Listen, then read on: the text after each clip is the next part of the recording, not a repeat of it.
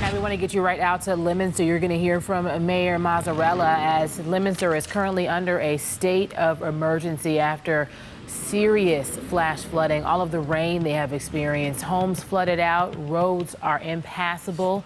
You can see he is there at the podium. We are preparing to listen in, but I will tell you the city of Leominster has been doing a great job using social media to keep people up to date. That latest post on the city of Leominster Facebook listing off the current road closures. But again, this community really impacted. Let's listen in. My name's Dean Mazzarella, Mazzarella. I'm joined by the captain of Leominster Police, head of Massachusetts Emergency Management, our emergency management director, and soon the fire department. So last night we estimate around 11 inches of rain. We had a front come through and just stop right over us. Started about 4:15 yesterday afternoon, and didn't start to taper off till about 10 o'clock last night. And so we, as soon as we realized about an hour and a half into this event that it was going to be catastrophic, we declared a state of emergency here in the city and called in all police, fire, emergency management, DPW, and activated the emergency management center, operations center. And today our schools are closed. We have a couple of schools that experience severe damage and flooding, and the other schools are open for shelters. And as you probably heard, we had to evacuate people last night, late yesterday afternoon, last night and through the night, with hovercrafts and boats to get people out to safety. Leominster is about 26 square miles. We have 12 hills, and obviously from those hills comes the water, and with the 11 inches of rain, it just adds to the equation of the water goes downhill. And with that took many streets, and I think you've probably seen some of the devastation out there. There's a building here called Tilton Cook, and the whole side of that building is beginning to collapse. Some of it has already collapsed. We lost a couple of automobiles at the Baker Cadillac dealership. You'll see a lot of that. So we have a number of streets right now, about 20, about 15 or so that are closed.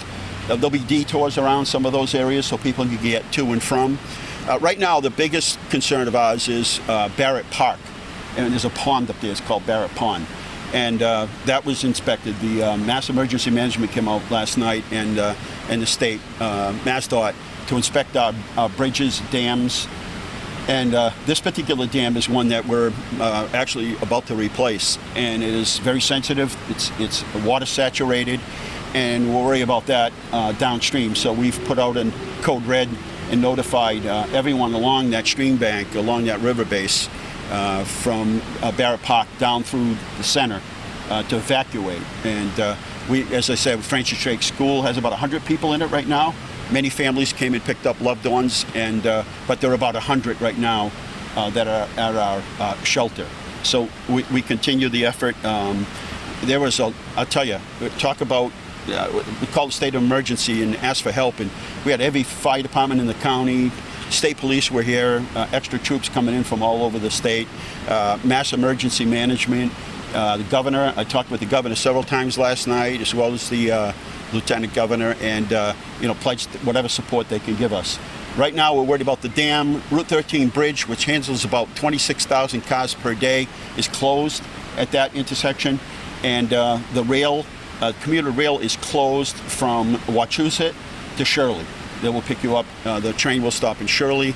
Other than that, they'll be doing bus services. So right now, that's exactly where we're at. When we know, and the bridge over Route 13 has been inspected and it's safe, then we'll open that up to regular traffic. Route 2, MassDOT worked through the night to get Route 2 open. It was impassable for most of the night.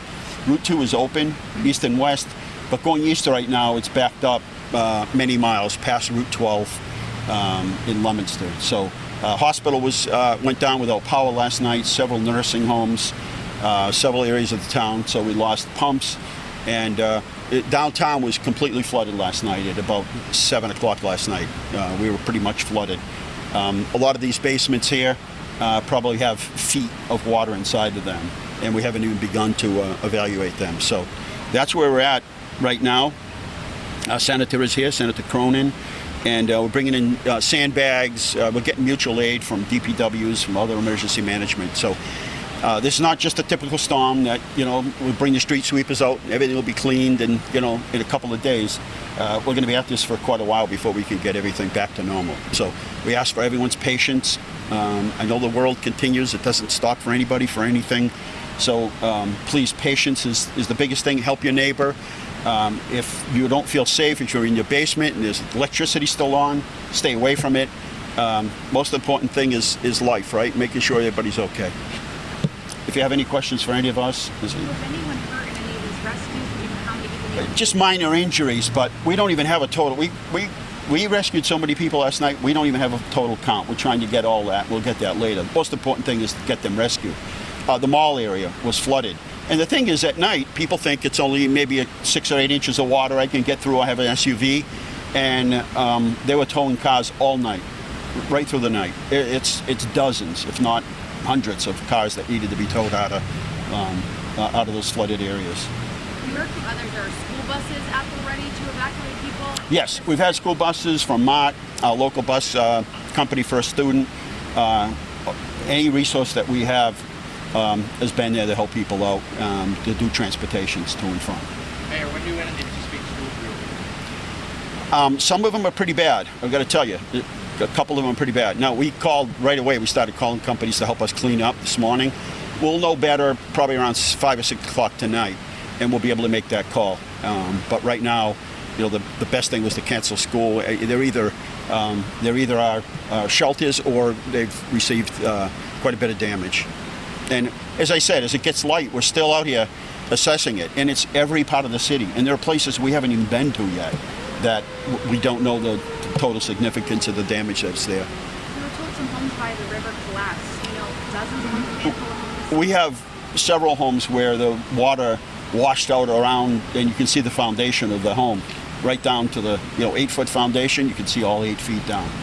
Yeah, a number of those situations. Is there anything that can be done to help the situation at the dam right now, or is it a wait and see? At this point, it's a wait and see.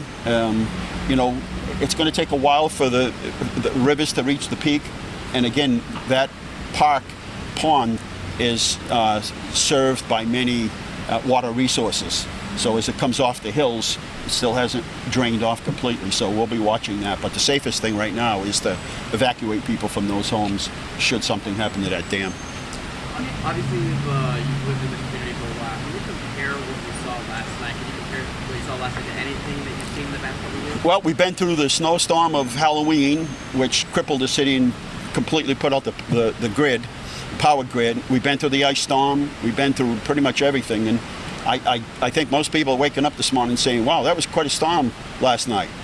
The storm stopped over us last night. It didn't move for close to 5 hours.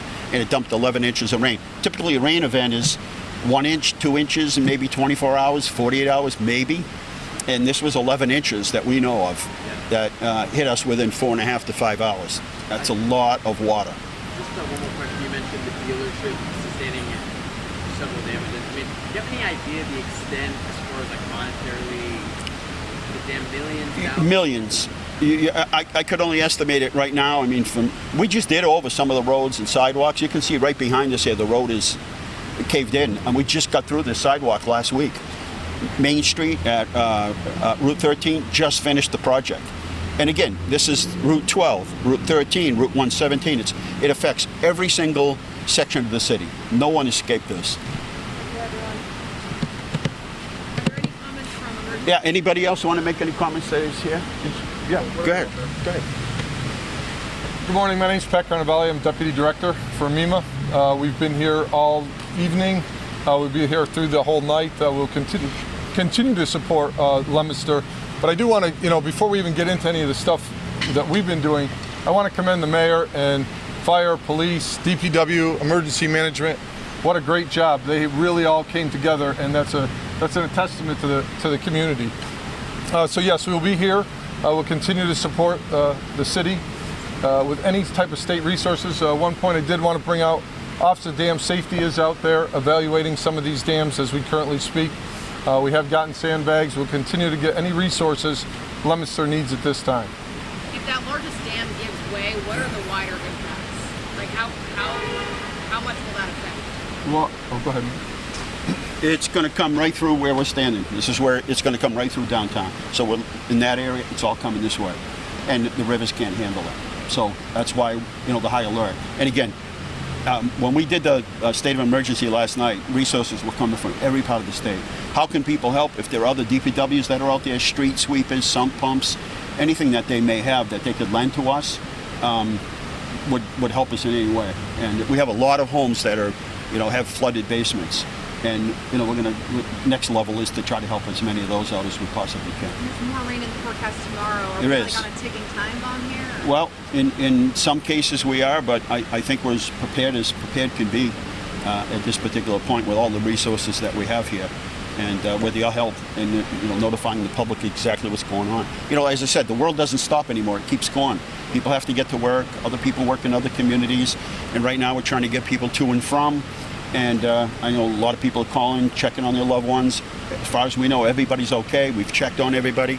They responded to dozens and dozens of well-being checks to make sure people were okay. And I'm glad that truck stopped behind us. So yeah, it's. I don't know how much more rain we can handle, but whatever comes, we can't control that. For MEMA, how many other towns are impacted? Any other communities in the area? Yeah, so last evening we were also out supporting North Attleboro. So we were out, we had staff in that community as well, but it was interesting that we really was focused right here in Leominster. We made outreach to all the surrounding communities. That's what our coordinators were doing last evening. And Fitchburg, which is right over the line, had nowhere near this impact. So as odd as it may seem, this storm was focused right here. Again, also North Attleboro, which we also have staff out there as well, sir. To give you an idea, last night there's a river walk that goes through here. Last night in the middle of the trail, there was a 8-foot by 8-foot dumpster in the middle of the trail. And we don't even know where it came from. It came down the river and we're not sure where it came from. It could have come from a half a mile. That's how the velocity of the water was. And that dumpster was full. So I just get a little idea of the magnitude of the storm last night, how much water was really there. Is it lucky that everyone got away with just minor injuries? It's a miracle that people made it, that we haven't had any fatalities. Literally we found vehicles off the side of the road where the road had caved in, where it just looked like it was 6 inches of rain and a pickup truck could get through. And the next thing you know, the road caved in on them. So we've been extremely fortunate and blessed, yes. You mentioned several cars destroyed, several homes destroyed. Is there anything that the city can do, I guess, after this is all done to help those residents that are currently in the thick of their life? We always do, and we have a business development office, and we'll be reaching out to all of the businesses to see how, in any way that we can assist them. And we know that people are getting in probably to work right now, and they're probably running down to the basement to check it. And there's, as I said, in many of the buildings, it's not inches, it's feet of water.